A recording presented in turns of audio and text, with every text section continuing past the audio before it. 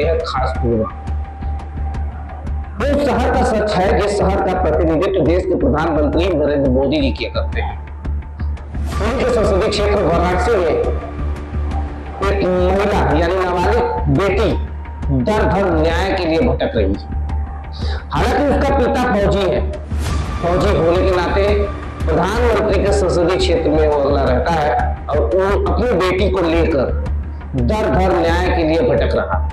वजह यह है कि कुछ महीने पहले थाना शिवपुर वाराणसी में एक मुकदमा पंजीकृत कराया गया।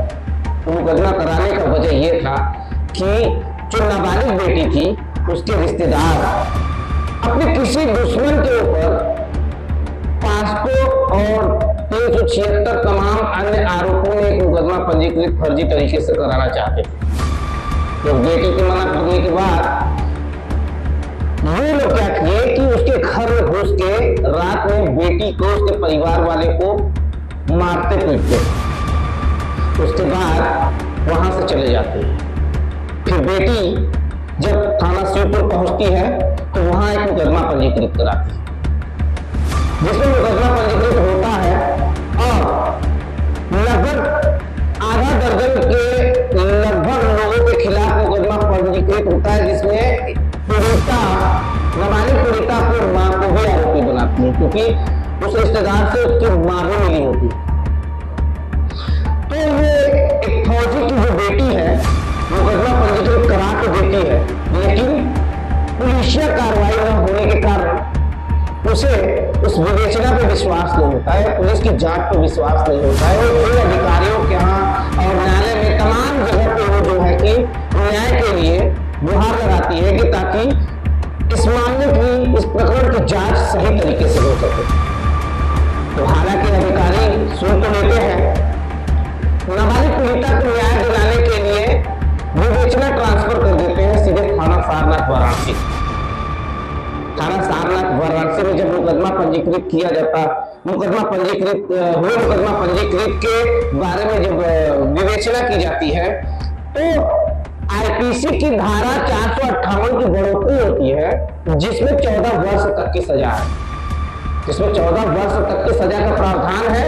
लेकिन पुलिस विवेचना के दौरान धारा की बढ़ोतरी तो कर देती है, फिर उसके बाद पुलिस बकायदा जीडी 19 जो एक जीडी वायरल होता है, जीडी 19 के अनुसार उसमें एक जीडी जो होता है गिरफ्तारी का पूरा विवरण होता है और उस विवरण को दर्शाते हुए गिरफ्तारी की जाती है।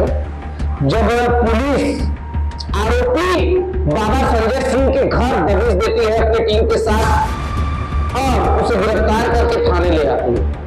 जब थाने ले आती है तो काफी देर से आरोपी को रखती है।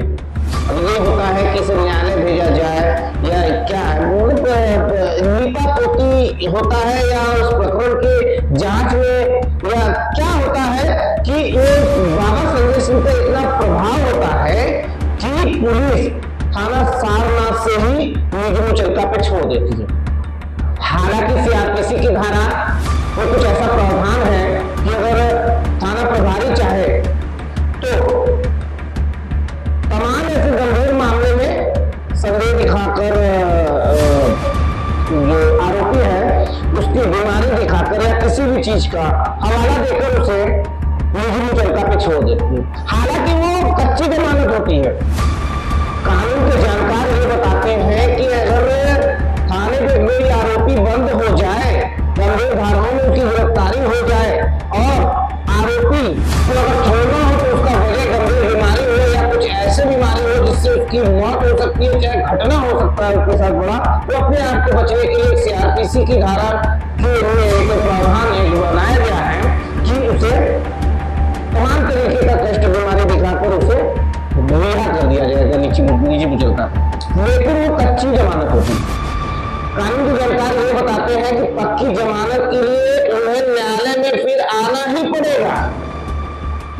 फिलहाल पीड़िता को जब पता चला कि आरोपी संजय बाबा के ऊपर जो 458 आईपीसी की धारा लगी थी वो गंभीर 14 वर्ष तक की सजा का प्रावधान की धारा था, जिसमें गिरफ्तारी कर जेल भेजने का प्रावधान है, लेकिन उसे निजी मुचलके पे छोड़ दिया जाता है। फिर थाना प्रभारी से बात की जाती है। थाना प्रभारी का साफ तौर से कहना था कि वो हार्ट अटैक आ गया था और उसे उपचार के लिए परिजनों को सौंप दिया गया और वो हॉस्पिटल में एडमिट है। जब हॉस्पिटल में एक डॉक्टर एडमिट करता है चेस्ट पेन दिखाकर और दूसरा डॉक्टर कुछ ही घंटे बाद नॉर्मल बीमारी बताकर उसे डिस्चार्ज कर देता है, तो डॉक्टर अपने ऊपर कोई आंच नहीं लेता। तो हम आपको बता दें कि बहुत से ऐसे जेल में लोग बंद हैं, बहुत से ऐसे लोग साथी लोग हैं जो अपनी बीमारी दिखाकर हॉस्पिटल में अपना समय व्यतीत करना चाहते हैं, जेल में ना करके। तो ऐसे में वह अधिकारियों की साठगांठ से ये सारा खेल होता है। तो हम आपको बता दें कि आखिर बाबा संजय सिंह पर कौन से लोगों का हाथ है जिसके दबाव में पुलिस आकर उसे नीची मुचलका पे छोड़ देती है और छोड़ने के बाद बाबा संजय सिंह को हार्ट अटैक हो जाती है और उसके बाद डॉक्टर कुछ घंटे में जो है डिस्चार्ज कर देता है। तो हार्ट अटैक नहीं होता है, नॉर्मल बीमारी बताती है। हालांकि बीमारी का हवाला सरकारी दस्तावेज कहीं नहीं दिखाया गया। जब दूसरा दिन दिखता है तो बाबा संजय सिंह विभिन्न क्षेत्रों में घूम घूम कर गवाही उठाता है और तमाम प्रकार के अलग अलग ठेलों पे, दुकान पे, तमाम जगहों पे जाकर अलग अलग व्यंजनों का स्वाद चखता है। जब हार्ट अटैक है तो बेड रेस्ट होना चाहिए, आराम करना चाहिए। ऐसी परिस्थिति में खान पान का जो ध्यान रखना चाहिए, अपनी सेहत का ध्यान रखना चाहिए।